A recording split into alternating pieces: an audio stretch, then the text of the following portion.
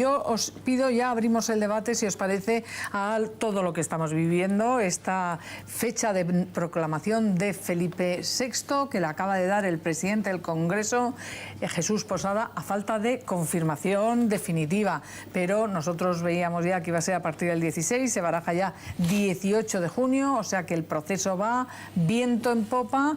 Ahora mismo sigue reunido ese Consejo de Ministros al que vamos a ir en directo para conocer los detalles de esa ley orgánica que va a regular el proceso de abdicación y de sucesión a la corona, y una ley que no sé si convenís conmigo en que, hombre, un tirón de orejas a los políticos en general, a los gobiernos de todos estos años, que podían haberla tenido preparado para que no tuviera que ser una cosa un poco así a matacaballo, ¿no? ¿Qué os parece? Pero eso es obligación. A ver, María Antonia, que ha sido ministra de un gobierno y que ha estado en uno de ellos por alusiones. No, pero yo siempre he pensado que el rey puede abdicar sin necesidad de esperar a una ley orgánica. Tú imagínate que el rey... De hecho, ha pasado. Ha abdicado y la ley se va a hacer ahora. No ha abdicado, ha comunicado su decisión de abdicar. Hasta que no esté la ley orgánica, donde los actos serán... todos los efectos. En España no hay un vacío de poder, el rey muerto, el rey puesto. Hasta que se publique exacto. En el momento que se publique el BOE, deja de ser. O sea, él ahora mismo sigue siendo el rey, ha comunicado su decisión de abdicar, pero él no ha abdicado todavía. Entonces espera una ley orgánica. Yo siempre he sido partidaria, como muchos otros juristas constitucionalistas, de que no era necesario una ley el desarrollo de la Constitución para abdicar. Pero lo han hecho de esta forma y como está en pleno uso de sus facultades mentales, pues pero perfecto. Está cubierto. Cuando se muere, no publicas tu fallecimiento en el BOE, y el momento en que muere, hay otro rey. Entre la muerte y la muleta hay una situación intermedia.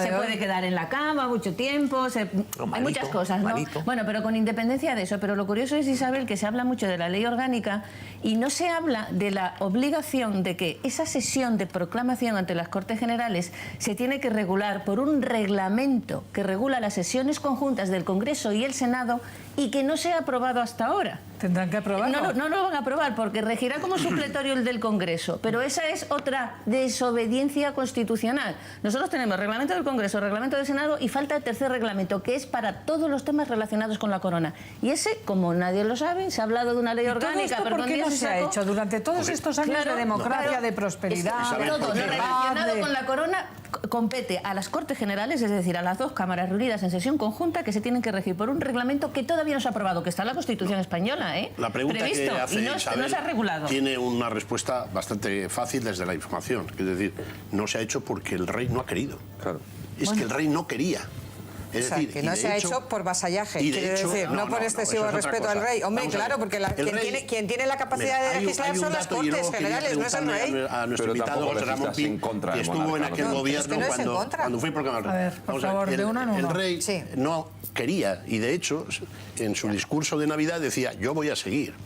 Otra cosa es lo que ha sucedido. Entonces, pero yo no hablo últimamente desde el discurso. No, pero porque históricamente estos casi sí, pero vamos, es que esta ley orgánica es de artículo único. Si es que es de artículo único. Pero vamos a ver. El problema es que, y voy a la pregunta, es que en la época en la que Pío Arboledas era diputado y proclamaron al nuevo rey... Bueno, no, el rey se proclamó. Bueno, bien. Cuando en su famoso discurso, después de las primeras elecciones democráticas, tú estabas ahí. Entonces, la dificultad en este momento, hubo un pacto. Ahora lo tiene muchísimo más crudo el aspirante a rey, por una sencilla razón, de que entonces la izquierda mayoritaria estaba, la mayoritaria y la no mayoritaria, estaba liderado por una persona que no, con autoritas y potestas en el PSOE. La dificultad es ahora. Y en el PC. La dificultad es ahora. Eso sí que es un problemón, digamos, porque imaginaros que solo sale por la mitad más uno.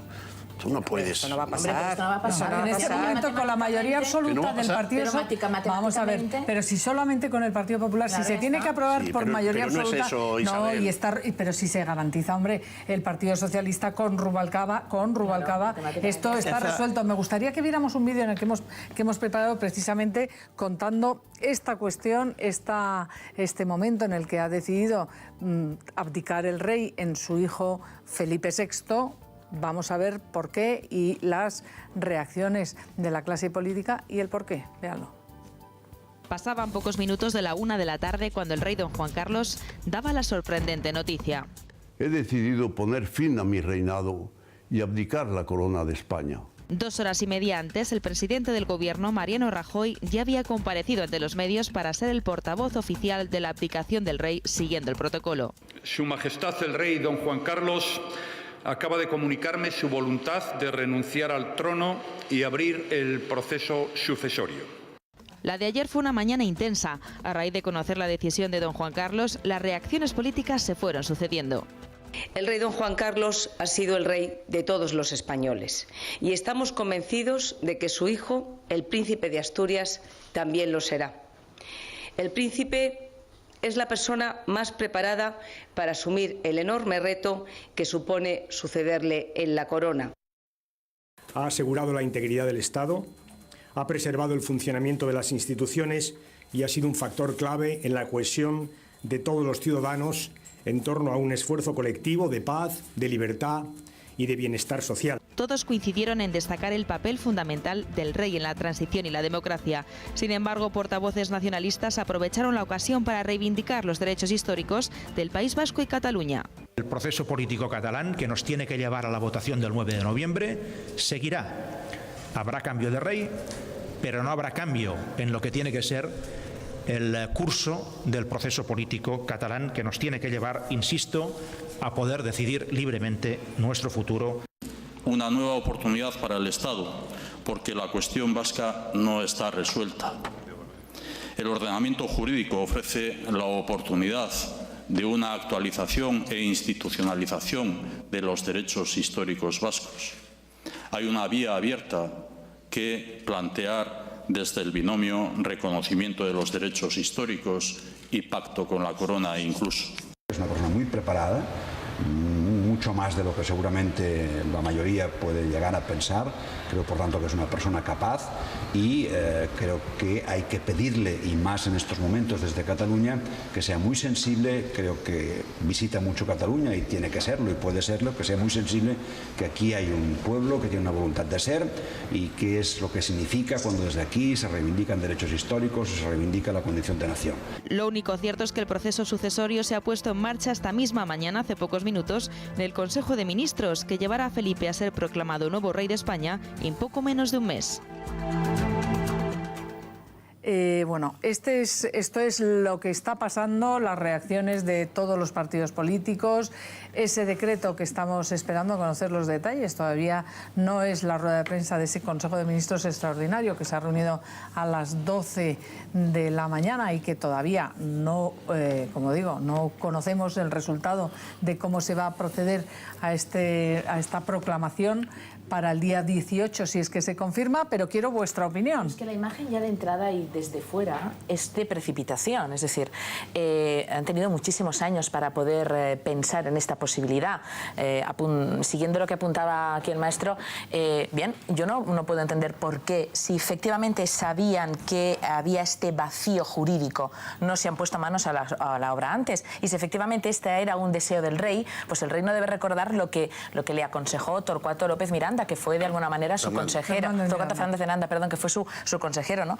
Que le dijo aquello de que la ley le obligaba pero no le mandaba. Bueno, pues en este caso le obligaba al rey Juan Carlos en aquel momento, con el peso jurídico e institucional que tenía en los hombros, a pensar en el futuro, y el futuro podía pasar efectivamente, como decía María Antonia, por algún problema de salud o sencillamente por esa abdicación que ha llegado, es decir, 36 años en hacer una ley, en escribir una ley, en legislarla, es impresentable de visibilidad hacia afuera. Pero voy más allá, solo un inciso porque está relacionado con lo que dije antes. Voy más allá. Es que en la Constitución española, en el título segundo que regula la corona, hay muchos aspectos que no están regulados. Y ahora solo se va a regular la abdicación, pero falta la renuncia, las dudas de hecho y derecho, la inhabilitación, muchísimos aspectos que no están regulados. Yo creo que eso sí se va a regular ahora. O sea, no ahora, en este momento. Espera, que estaba hablando Federico. Vamos por orden. Venga, Federico. Todo eso se va a regular a partir de ahora. Y de hecho, por la información que yo tengo, desde que el rey le comunica al príncipe y después en el mes de marzo al presidente del gobierno y al resto de líderes políticos su decisión, se empieza a trabajar en eso también. Es decir, el príncipe ya está trabajando con el gobierno en una serie de leyes que se van a impulsar a partir de ahora. Pero esta no sé por qué tanto problema. Quiero decir, el rey abdica, se convoca a las Cortes Generales, se hace esta ley orgánica, se aprueba en las Cortes y ya está. Pero se proclama el nuevo rey y no pasa absolutamente nada. Perdóname, tan solo pero es que no me dejáis terminar, no sé por qué. Por favor, acaba Federico. Entonces, lo que sí pasaba, y ayer lo contamos y lo contamos por la noche, y eso sí que es importante, es que lo que sí quería el rey, lo que sí quería el presidente del gobierno y lo que sí quería Rubalcaba es que esto ocurriera con Rubalcaba sentado en la Secretaría General del PSOE. Porque esto iba a pasar después del verano y se ha adelantado ahora porque las elecciones del 25 de mayo dan como consecuencia que el PSOE convoque un congreso extraordinario en julio. Y eso es a lo que ha acelerado todo un poco todo el proceso. Yo no creo que... Pero aparte de eso, lo demás entra dentro de la normalidad. Yo creo que no entra dentro de la normalidad que 35 años después de aprobar la Constitución no se haya desarrollado todas las leyes que que tienen que ver con la corona. No entra dentro de la normalidad. De hecho, va a ser tan normal que a partir de ahora, con el nuevo rey, se supone que se va a desarrollar eso porque ahí hay un vacío legal. No entra dentro de la normalidad como que hemos vivido este año 2 abdicaciones, una en Holanda y otra en Bélgica. Ha abdicado el rey y a los 2 días o al día siguiente se ha sido proclamado el nuevo rey y no ha pasado nada, no han tenido que reunirse extraordinariamente para montar una ley porque ya estaba todo regulado. Y luego yo no creo que en ningún caso se planteara la abdicación para el verano, porque en el verano tenemos uno de los problemas más graves que se van a producir en este país, que son la diada del 11 de septiembre y la convocatoria de un referéndum que no se va a producir seguramente, pero que está ahí para el 9 de noviembre. Es decir, que yo creo que en esta abdicación tiene mucho que ver la situación de Cataluña, porque yo creo que el príncipe Felipe, cuando sea rey, tendrá capacidad de impulsar como árbitro una solución a eso, es decir, de movilizar un poco las fuerzas políticas de aquí y de allí, pero tiene que ser antes de que se produzcan los acontecimientos, digamos, más graves que están previstos. ¿No piensas que tiene algo que ver el resultado de las elecciones europeas con ese fin de la hegemonía del bipartidismo y que precipite la situación actual, el hecho de que Rubalcaba vaya a abandonar esa Secretaría General del Partido Socialista? La convergencia, la confluencia de las dos cosas. Puede ser que sea una intoxicación, pero fuentes del máximo nivel, o casi el máximo nivel en Zarzuela, es la versión que te dan. Dicen que no es ajeno la fecha que se eligió este 2 de junio a la evolución que está teniendo el PSOE y al deshilachamiento. Y yo, aprovechando, porque me ha costado mucho subirme al caballito por muchas vueltas que ha dado, quería decir varias cosas. Yo estoy de acuerdo con el doctor en que, yendo a tu pregunta, que es la que has hecho, el país que se va a encontrar y las tareas que va a tener Felipe, en que es un país 9 veces más rico. El dentista hace muchísimo menos daño que hace 30 años. No sé si se acuerda usted, pero hace un daño horroroso. Los cuartos de baño de las gasolineras, que eran una pocilga, son extraordinarios. Los supermercados españoles no tienen nada que ver con aquello del aceite y la mortadela, que nos acordamos los que éramos niños entonces. Pero es un país mucho más blandito, incapaz de soportar el mínimo dolor. Eso es verdad, incapaz, ¿eh? Es un país con un problema secesionista que no tuvo entonces, y al príncipe se le abren 2 grandes oportunidades. Una de ellas es que, como para su padre el 23F fue un peligro y una oportunidad, que Cataluña sea un peligro y una oportunidad, porque lo es. Y la segunda, la de convertir la monarquía en algo más normal. Pero dicho esto, es decir, que lo tiene complicado, lo tiene muy complicado. Vamos a ver, es que mi opinión, no sé si está de acuerdo. Y el ser más ricos no nos hace mejores, nos ha hecho peores. Bueno, mi opinión es, España no es monárquica, España en muchos casos es juancarlista. Si desaparece Juan Carlos, el príncipe, luego Felipe VI, tendrá que hacer a España, entre comillas, felipista, aunque suene a otros tiempos. Y este va a ser su digamos, desafío, su reto. Con una gran pérdida que quiero añadir, que Sofía, porque comparando pieza por pieza, hay sitios donde ganamos y sitios donde perdemos. Bueno, pero entonces yo creo que él tiene que establecer un nuevo estilo de monarca.